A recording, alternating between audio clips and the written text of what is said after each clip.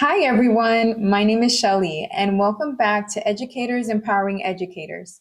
This is part two of my series on increasing student engagement and thinking in the classroom. If you're just joining me for the first time, or you need a refresher on what collaborative strategies are, I encourage you to check out part one of this series. In that video, I break down what collaborative strategies are, why they matter, and I share a few practical examples you can start using right away. I'll link that below in the description for you. Today, we're going to continue right where we left off. I'll be walking you through two more powerful engagement strategies that you can easily implement in your classroom. So let's go ahead and get started. So another collaborative strategy to use in your classroom is called Four Corners. It is a movement-based activity that gets students up and thinking while engaging with different perspectives. So what is Four Corners? It is a strategy where students respond to a prompt or a question by physically moving to one of four labeled corners of the room, based on their opinion or choice. Each corner represents a response like strongly agree, disagree, and strongly disagree. Or it can be multiple choice options like A, B, C, and D. So why use Four Corners? Well, Four Corners promotes critical thinking, listening, and respectful discussion. It allows students to form an opinion, see where their peers stand, and explain their reasoning.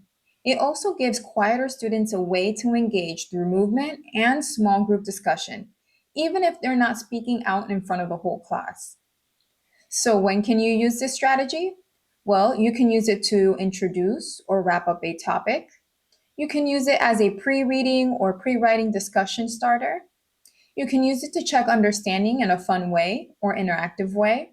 Or you can use it when you want your students to take a position on an issue or idea. So let's talk about how to implement Four Corners. First, label the corners. Label each corner of your classroom with a response, agree, disagree, A, B, C, D, or however you may see fit for your activity. Number two, pose a question or statement. Ask something thought-provoking like, homework should be optional, agree or disagree.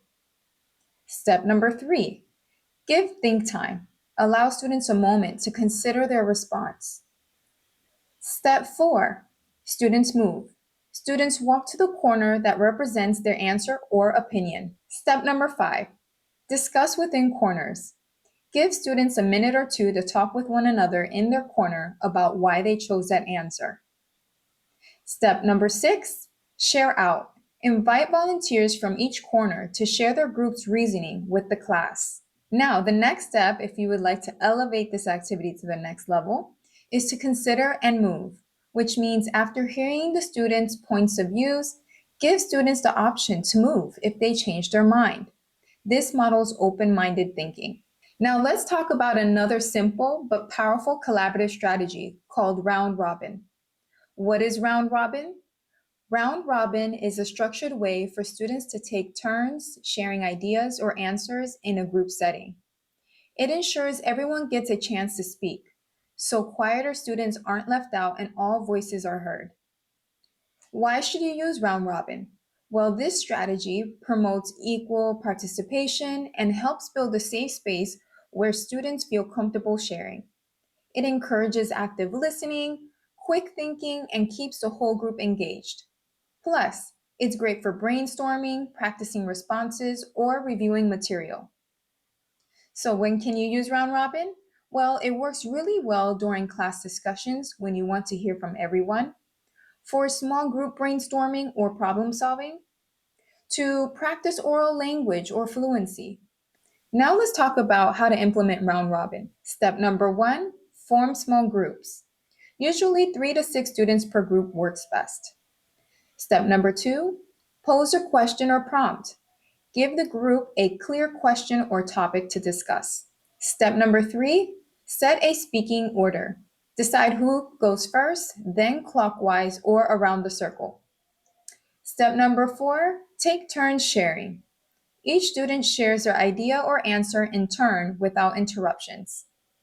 Step number five, encourage active listening.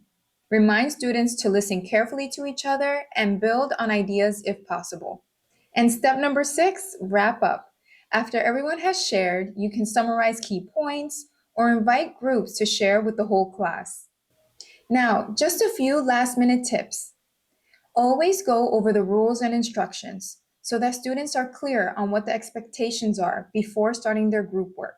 Another tip is to make sure to include wait time before collaboration, especially for Four Corners. You want to make sure students have time to think about their responses. Next tip is to think about how you want your students to interact and assign roles if needed.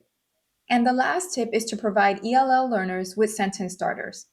When possible, rehearse answers with the students before they share with their partners so that they are confident with their answers and with sharing with others. And that wraps up the 2 engagement strategies we covered in this session. Now it's your turn. Which of these strategies do you see yourself using in your classroom?